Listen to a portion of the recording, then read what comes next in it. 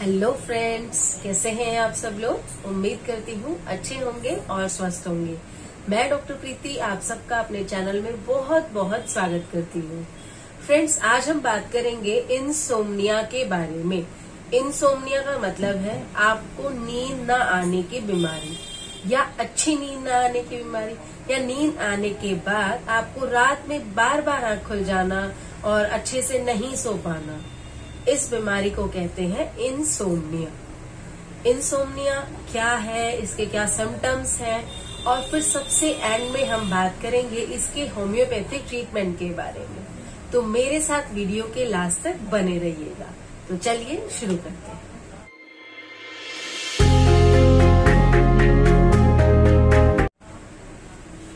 सबसे पहले अगर आपने मेरा चैनल सब्सक्राइब नहीं किया है तो मेरे चैनल को सब्सक्राइब कर दें, साथ में ही बेल आइकन को भी प्रेस कर दें ताकि मेरे वीडियोस के नोटिफिकेशन सबसे पहले आप तक आते रहें। फ्रेंड्स, इंसोम्निया जो है वो एक एक्यूट प्रॉब्लम भी हो सकती है, एक क्रॉनिक प्रॉब्लम भी हो सकती है। अगर आपको कुछ दिनों से कुछ हफ्तों तक नींद नहीं आई, अचानक से कोई शॉक लगा, कोई फियर रहा, या बहुत सारी टेंशन या बहुत स्ट्रेस रहा आपकी लाइफ में, उसकी वजह से आपको इस तरह की अगर प्रॉब्लम हुई है तो आप उसे कंसिडर करेंगे एज ए एक्यूट इंसोम्निया। अगर आपका एक्यूट इंसोम्निया यानी कि आपको कुछ दिनों से कुछ हफ्तों तक नींद नहीं आई और धीरे धीरे वो हफ्ते आपके महीनों में बदल गए, तो इस इंसोम्निया को आप कहेंगे क्रॉनिक इंसोम्निया। अब बात करते हैं कि इंसोम्निया होने के रीजन क्या क्या हो सकते हैं। सबसे कॉमन और सबसे इम्पोर्टेंट जो रीजन है वो है स्लीपिंग हैबिट। अगर आपका बेढंगा सा सोने का तरीका, यानी कि कभी भी सो जाते हैं, कभी भी उठ जाते हैं, कोई पैटर्न नहीं है, ना फिक्स है कुछ आपका, कभी आप दिन में सो जाते हैं, कभी आप रात को लेट नाइट पिक्चर्स देख रहे हैं, या आप बहुत ज्यादा ट्रैवल कर रहे हैं, या आप वर्क कर रहे हैं, उसकी वजह से अगर आपकी नींद डिस्टर्ब हो रही है तो ये एक रीजन हो सकता है इंसोम्निया होने का। दूसरा, आप इवनिंग में बहुत ज्यादा खा लेते हैं, इतना खा लेते हैं कि जब आप लेटते हैं बिस्तर पर तो आपको नींद आने की बजाय अनकंफर्टेबल फील होने लगता है। आपको लगता है कि पेट में कुछ हो रहा है, दम घुट रहा है, इस तरह की फीलिंग्स आने लगती है। तो उस केस में आपको इंसोम्निया हो सकता है, क्योंकि अगर आप रेगुलरली ऐसे ईटिंग हैबिट्स आपकी इम्प्रॉपर रहेंगी तो उसकी वजह से आपको नींद नहीं आएगी और आपका स्लीपिंग पैटर्न जो है वो डिस्टर्ब हो जाएगा। तीसरा रीजन है कि अगर आपके घर में अचानक से कुछ ऐसी प्रॉब्लम आ गई है, ऐसी वरीज आ गई हैं जिसकी वजह से आपको शॉक लगा है या बहुत ज्यादा स्ट्रेस है आपको, तो उसकी वजह से आपको इंसोम्निया हो सकता है। या आपका मेंटल हेल्थ जो है वो डिस्टर्ब हो गया है किसी भी वजह से, चाहे आपको डिप्रेशन हो गया हो या कोई इस तरह की आपके साथ कोई घटना घट गई हो जिसकी वजह से आपका मेंटल हेल्थ जो है वो डिस्टर्ब हो गया हो, तो उस वजह से भी आपको इंसोम्निया हो सकता है।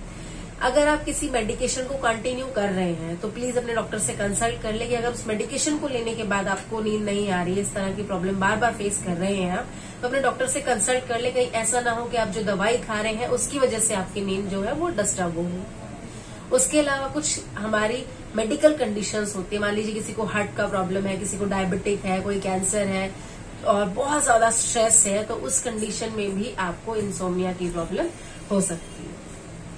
फ्रेंड्स, ये कुछ मेन रीजंस है जिनकी वजह से आपको इंसोम्निया की प्रॉब्लम हो सकती है। इंसोम्निया जो है वो आपको अडल्ट्स में भी देखने को मिलेगी।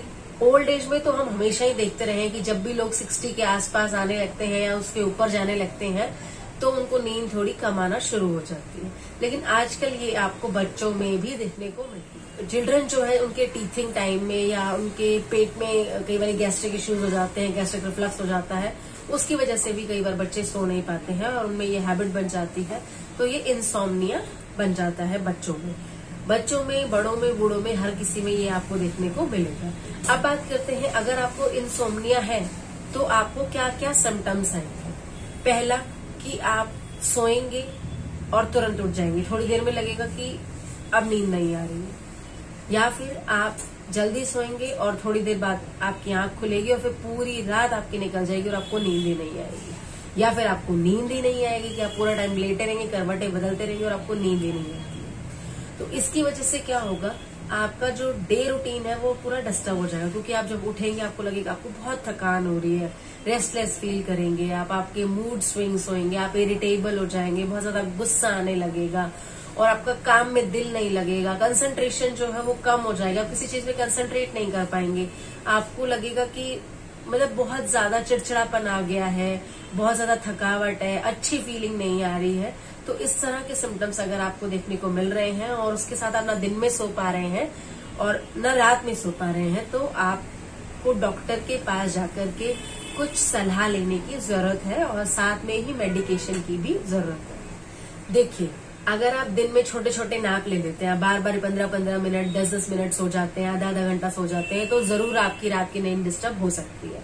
तो दिन में नैप लेना तो आप बिल्कुल कम करिए, क्योंकि अगर आप दिन में छोटे छोटे नैप ले लेंगे, आप दिन में 2-3 घंटे सो जाएंगे, तो रात को डेफिनेटली आपको जो नींद है वो लेट आएगी, आपकी जो रात की नाइट है वो डिस्टर्ब हो जाएगी। कुछ टिप्स हैं, इनको अपना करके आप अपनी नींद को काफी बेटर कर सकते हैं विदाउट एनी मेडिसिन। देखिए, मेडिसिन जो होता है वो एक इलाज है हमारी प्रॉब्लम का, लेकिन अगर आप अपना कोर्स जानते हैं कि इस वजह से आपकी नींद डिस्टर्ब हो रही है, तो पहले आप वो कोर्स खत्म कर लीजिए। अगर आप कोर्स खत्म करेंगे तो आपको किसी मेडिकेशन की जरूरत नहीं पड़ेगी। देखिए, अगर आपका मेंटल हेल्थ बहुत ज्यादा डिस्टर्ब है तो प्लीज अपनी काउंसलिंग कराएं, काउंसल करें, अपने दिल की बात कहें। दिल की बात कहने से दिल हल्का होगा, अच्छा फील करेंगे आप, क्योंकि शेयर करने से आपकी फीलिंग जो है वो आपको परेशान करना बंद कर देंगी। तो इससे आप अपनी नींद को अच्छा कर सकते हैं। अगर आप बहुत ज्यादा रात में खाते हैं, उसकी वजह से अनकंफर्टेबल फील होता है, तो रात में खाना थोड़ा कम कर दीजिए। कैफीन, एल्कोहल, निकोटीन का सेवन तो आप बिल्कुल बंद कर दें अगर आपकी नींद डिस्टर्ब हो रही है तो। वैसे भी ये सब चीजें बहुत ज्यादा अच्छी नहीं है। तो एल्कोहल तो आपको पता ही है सेहत के लिए खराब होता है, निकोटीन भी सेहत के लिए खराब होता है। कैफीन का लोग सेवन करते हैं कॉफी में, तो वो आप कभी कभार पी सकते हैं, लेकिन ज्यादा कैफीन की वजह से भी आपकी नींद डिस्टर्ब हो सकती है। तो प्लीज कैफीन को भी आप अवॉइड करने की कोशिश करें और आप अपना एक स्लीपिंग पैटर्न फिक्स कर लें। बिकॉज अगर आप अपना स्लीपिंग पैटर्न एक फिक्स कर लेते हैं तो आपकी जो बॉडी है उसी हैबिट में आ जाती है और उससे आपकी जो स्लीप है वो इम्प्रूव हो सकती है।